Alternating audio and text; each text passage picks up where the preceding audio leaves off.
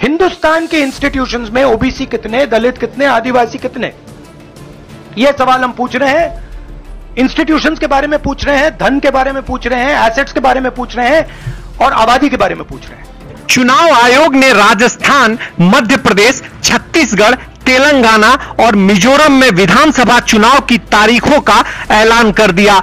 इन राज्यों में चुनाव तारीखों का ऐलान हो गया है। इस बीच राहुल गांधी ने जाति जनगणना के मुद्दे को हवा दे दी है।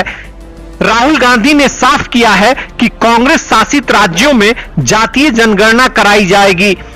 राहुल गांधी ने कहा कि अब देश जातीय जनगणना चाहता है। राहुल गांधी ने उम्मीद जताई कि इंडिया गठबंधन के सहयोगी दल इस पर सहमत होंगे। हम जो वादा करते हैं उसे निभाते हैं। हम बीजेपी पर भी जातीय जनगणना के लिए दबाव बनाएंगे।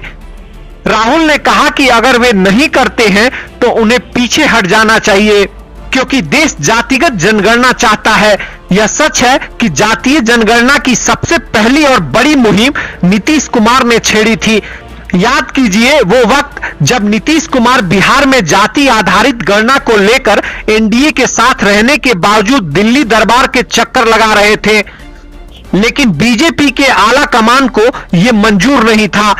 साफ साफ मना भी कर दिया गया, लेकिन नीतीश जिद पर अड़ गए और 2022 में सत्ता बदलने से पहले बिहार में जाति आधारित गणना की शुरुआत हो गई।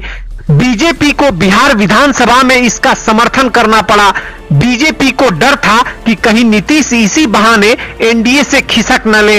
हालांकि इसके कुछ ही दिन बाद पिछले साल 9 अगस्त को हुआ भी यही।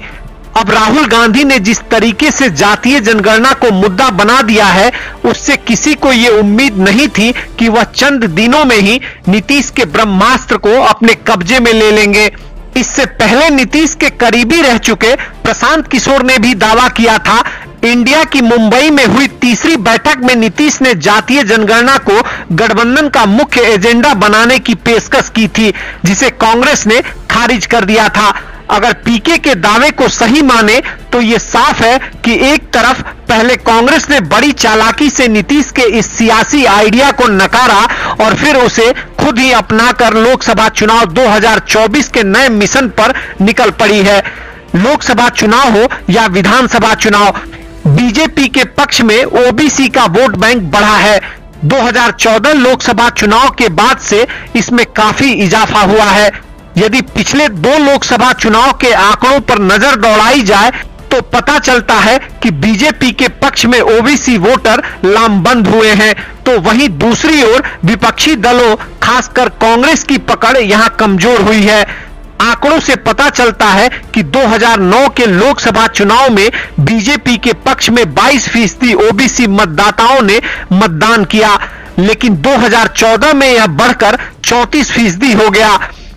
यह वह चुनाव था जब पहली बार नरेंद्र मोदी प्रधानमंत्री बने। 5 साल बाद जब 2019 के लोकसभा चुनाव हुए तब यह आंकड़ा 44% पर पहुंच गया। वहीं कांग्रेस के पक्ष में इन 2 चुनावों में केवल 15% वोट बैंक से संतोष करना पड़ा। ऐसे में कांग्रेस की नजर इस बड़े वोट बैंक पर है।